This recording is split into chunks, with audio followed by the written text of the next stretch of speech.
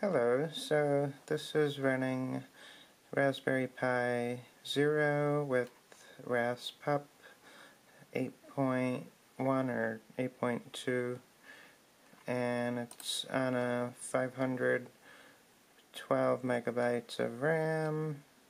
It's got swap space, and it's only using like 98 megabytes.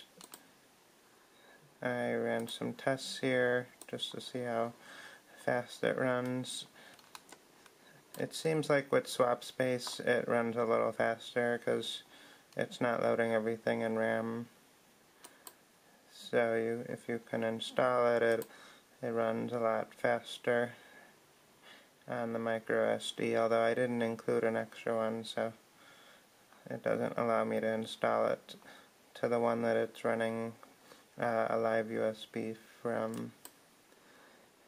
And this uses Joe's Window Manager.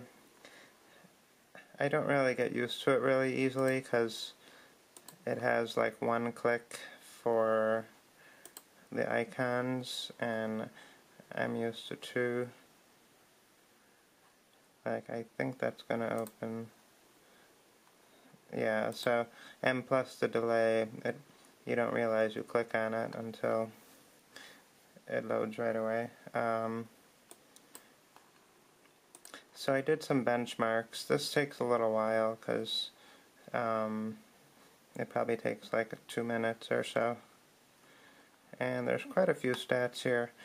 This is a Power PC, which was on the old Mac G3. So 172 is like a 25-year-old computer. This is the Raspberry Pi. This is a Celeron, and lower is better for speed, so this is not actually a good result, but it is like faster than a Pentium 1. These are Pentium 4s, so it's not as fast as a Pentium 4, but probably like a Pentium 3 or a Pentium 2. I don't really know that much about this Celeron, but some of the M's were pretty decent. And these are like 2007, 2008 era, maybe 2009. And these are like,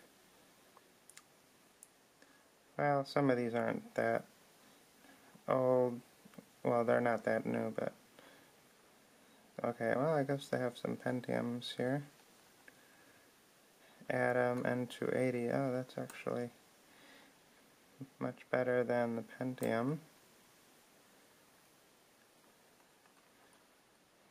And then compared to something a lot newer, well, they don't have any i3s on here, but this was a pretty fast processor, the Phenom 2X40. It'll still run pretty decently with a solid state, but nothing in the power range as 400 milliwatts. That's more like 40 watts of power, or 65 watts. Actually, those were like 95 or 125 watts.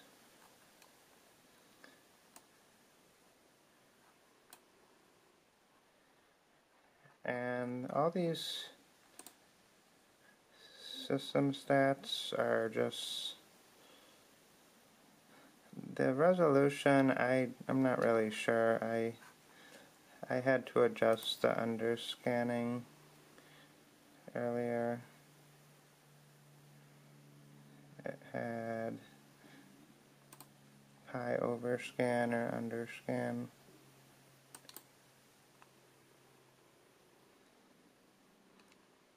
So this monitor is actually a 1024 by 600, so I adjusted it to like 20 or 30 on the last restart, so before it was actually like this much smaller.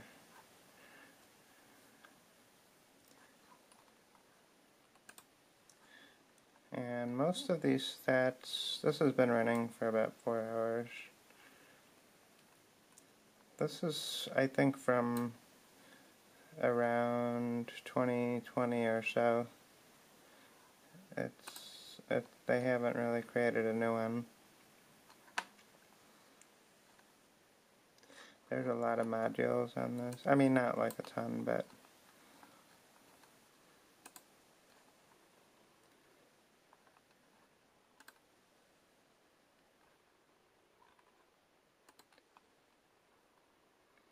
and these are some like temporary file systems. So I don't think that's accurate. I mean, I think it's actually using that resolution now maybe, but I don't think it's the native resolution.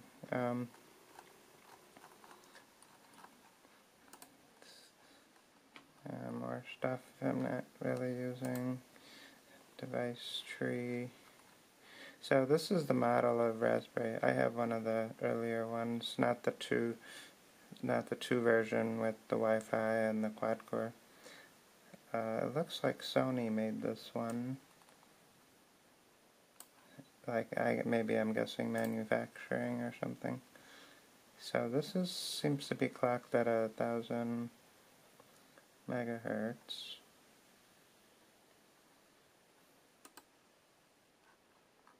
Little endian.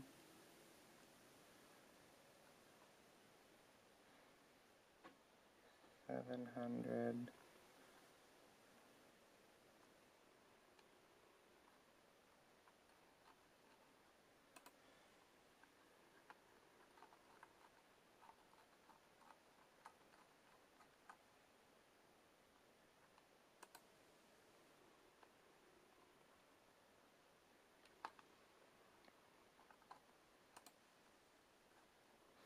Max current 100 milliamps, which is interesting.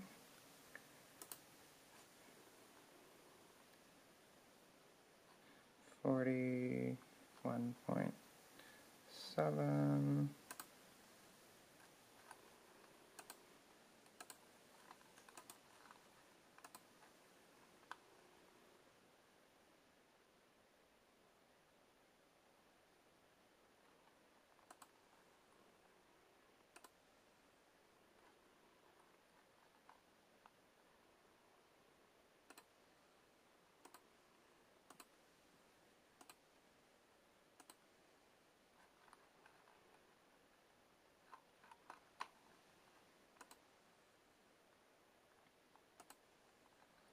I already ran that test, so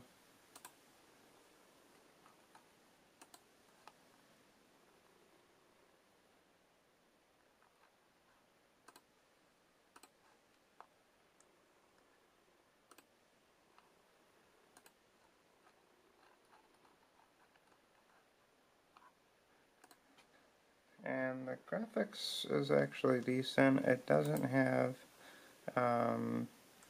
GLX gears. I don't think it was running, but this actually runs pretty smoothly.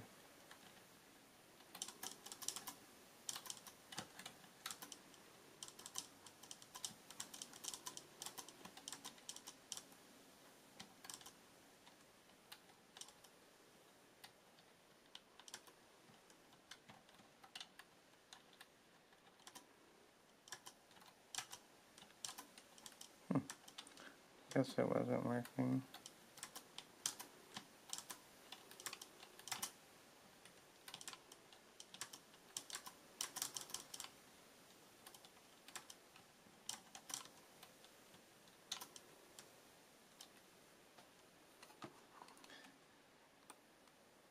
And it's not using a whole lot of RAM either. It doesn't look like this.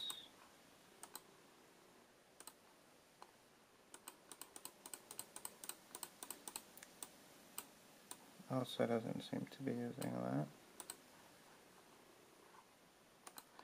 So I think this is running decent. I just don't like the double click setting or the single click setting, and I'm not sure if that's just something that can be fixed or not, but not necessarily fixed, but mouse properties.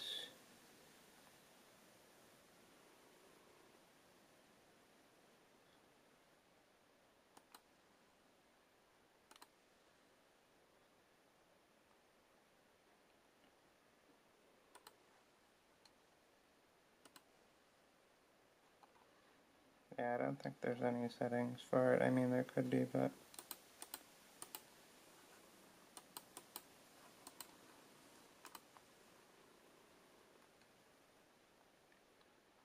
I mean, most of the applications load pretty quickly, but I'm still somewhat disappointed. I don't know why, but yeah, it does take a little bit of time even to load something like Midori, which shouldn't be a large application, although it is loading it from like micro SD, so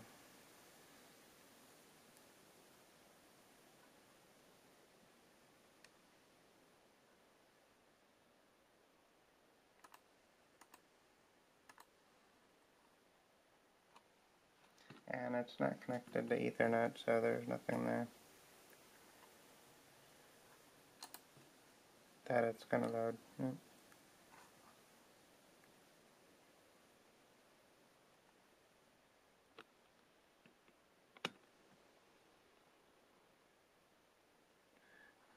I thought I selected it. I think it is trying to load because it would have shown the menu. Maybe not.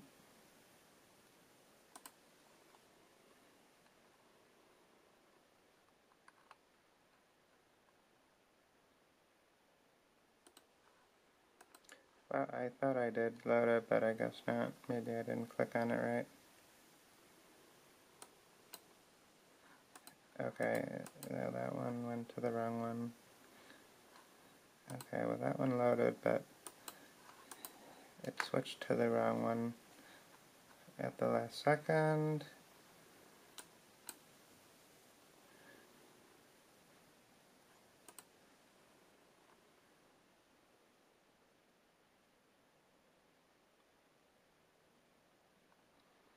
So about 5 or 6 seconds to load. And uses around 10 megabytes of RAM, maybe 20.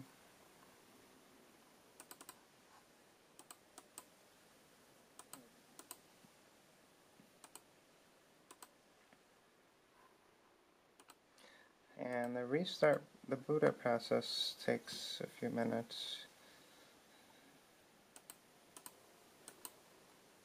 So I'm going to just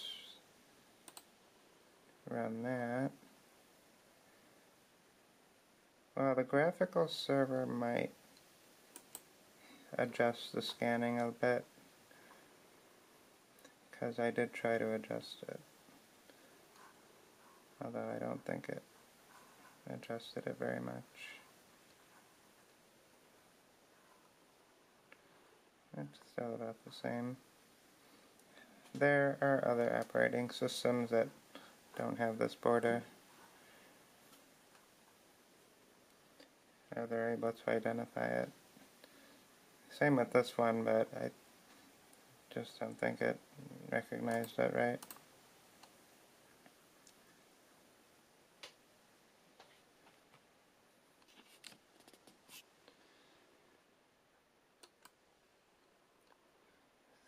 So a full reboot should take about 5 minutes.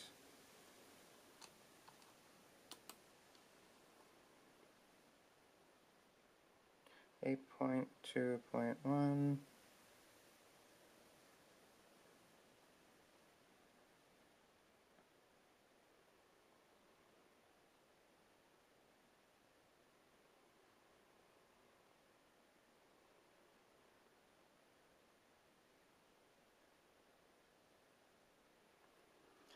And copy, I think this one is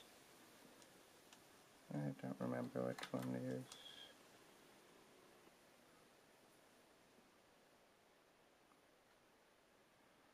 Swap partition.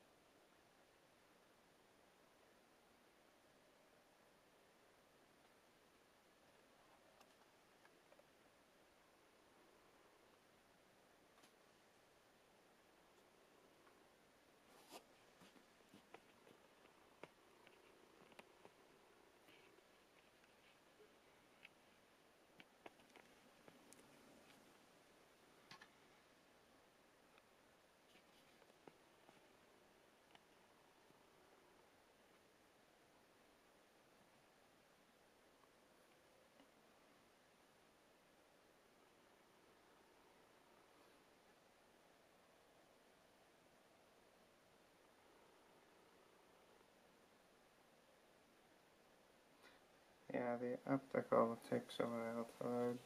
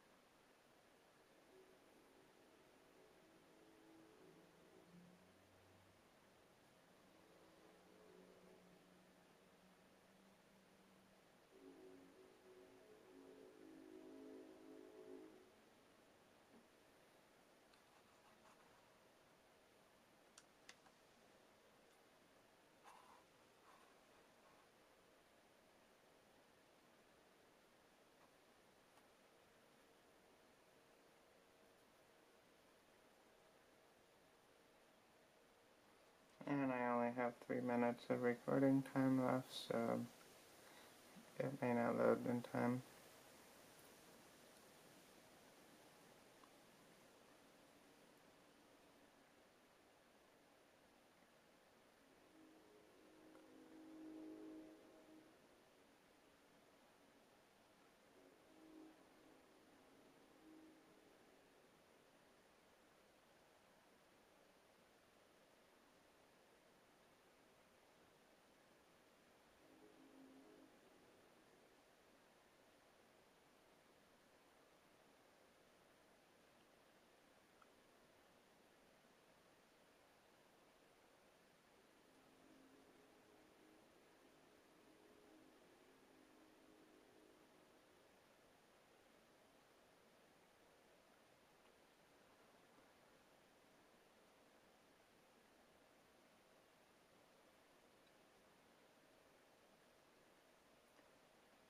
Micro SD will run out of space in 2 minutes. Or SD card.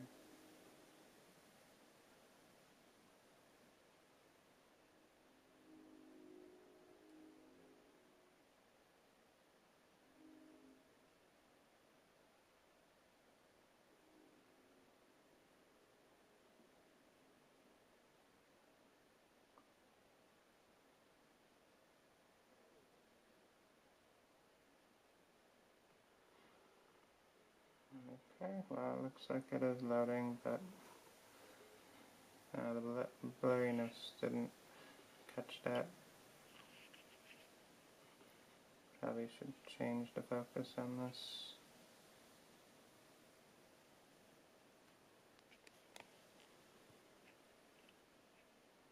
I'll just leave it that way.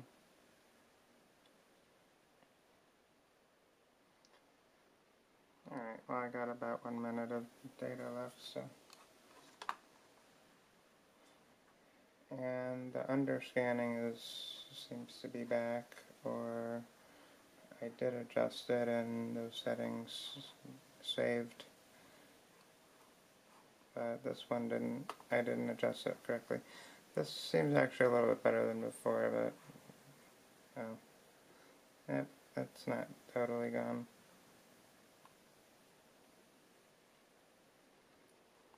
So it runs alright once it's loaded, but the boot process, depending on how it's set up, isn't really that all great, which is kind of why it's better to use something like Tiny Core Linux or Slataz. And thanks for watching.